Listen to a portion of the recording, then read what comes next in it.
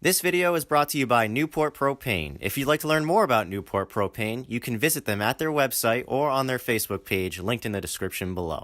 Hey everybody, it's Alex Gomes here to do yet another race recap, this time for a non-IKS race that I participated in last weekend at X1 Outdoors, and this one was a doozy, let me tell you.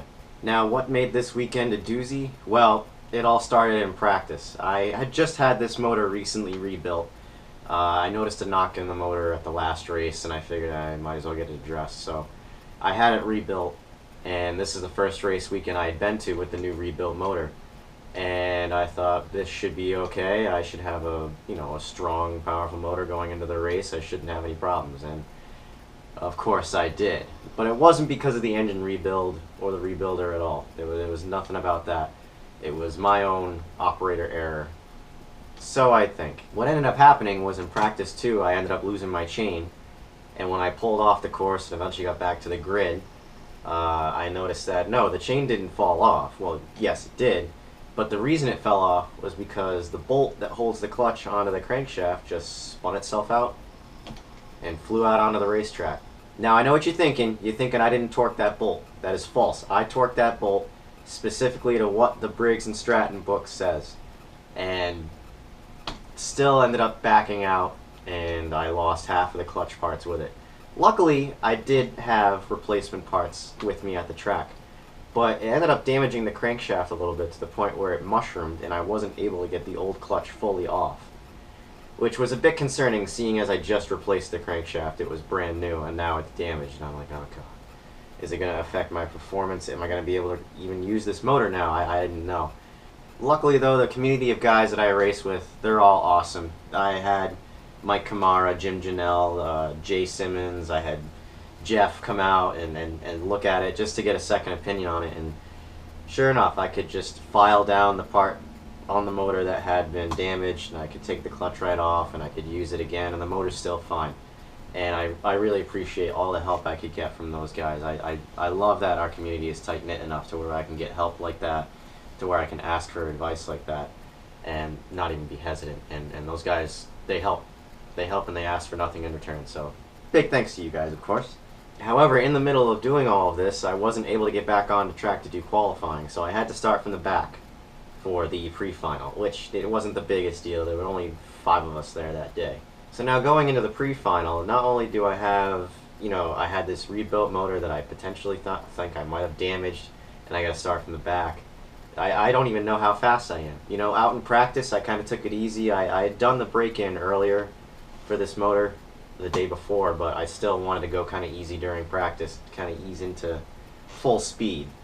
And I didn't put down any really fast laps in practice because of it.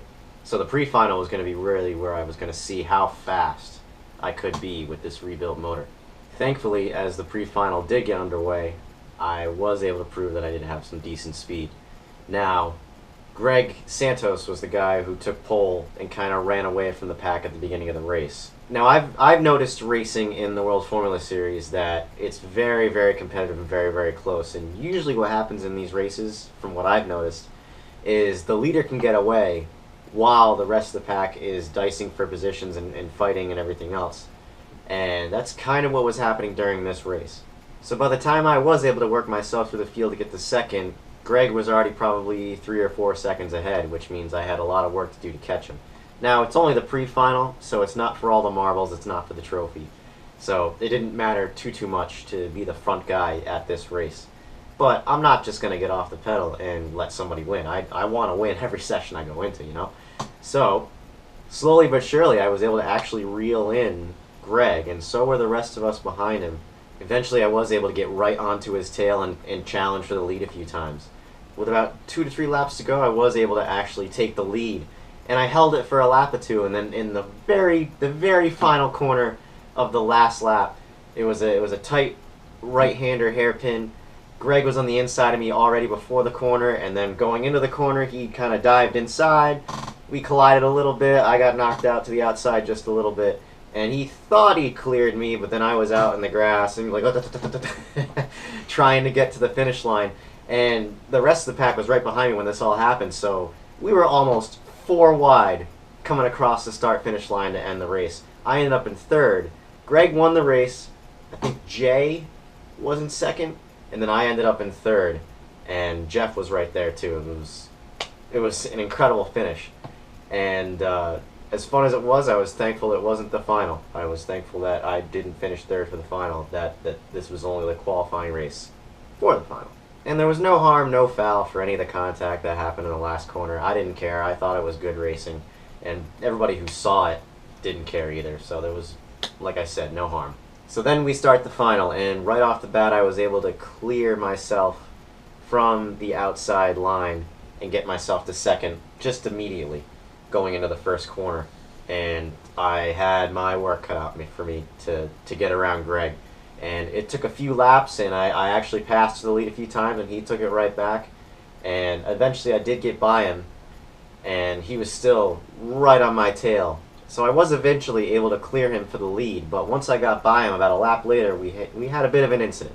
What happened was we were going the clockwise direction, and when you're going into the sound corner in the clockwise direction, it's uphill, entry is very bumpy, there's only one line through it, in both directions really.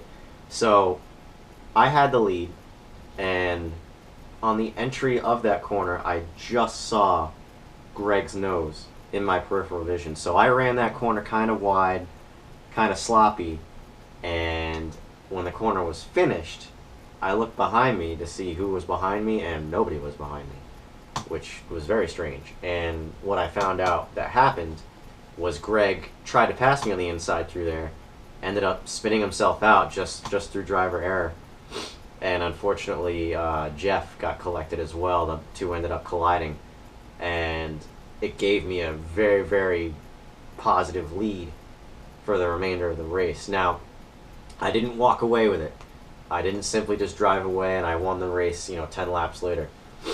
I did get maybe a 3 or 4 second lead, but Jay Simmons was behind me and he was catching me every single lap, making me really, really work to keep the lead. And fortunately enough, he never really got to my bumper, and I was able to take home the win, which, given all the mechanical issues that I had earlier with the chain coming off, the bolt backing out, and now my crankshaft, I don't know what's going on with this, and I ended up ruining the rear gear too when the chain came off. It ended up eating it. And after all of that, to come home with the win, it was such a relief. Unfortunately, I have nothing to show for it. There were no sponsors for the trophies, therefore there were no trophies. But I can still go online, see the results, and you'll see my name at the top of the World Formula Light board if you went to look it up. As always, there's people I want to thank in the video, and I know I mentioned this earlier already, but I really have to thank you guys again. Mike Kamara, Jeff Guttison, Jim Janelle, Jay Simmons, all you guys came together to help me get my kart ready for the race after I had my mechanical issues in, and I can't thank you guys enough. I feel really fortunate that I race in these two leagues that we have in the Northeast that are it's such a tight-knit community where guys will come out and help you when you're having issues and don't expect anything in return. And I really appreciate that. I mean, yeah, if I get parts off of you and stuff like that, I might pay for it. But as far as the help goes, I always thoroughly appreciate it. And of course, I have to thank my sponsor, Newport Propane, for supporting me with these races. Again, if it wasn't for them, I wouldn't even be racing right now. My season would have been done. So I thoroughly appreciate their support as well. Anyways, that'll do it for me. Have a good one.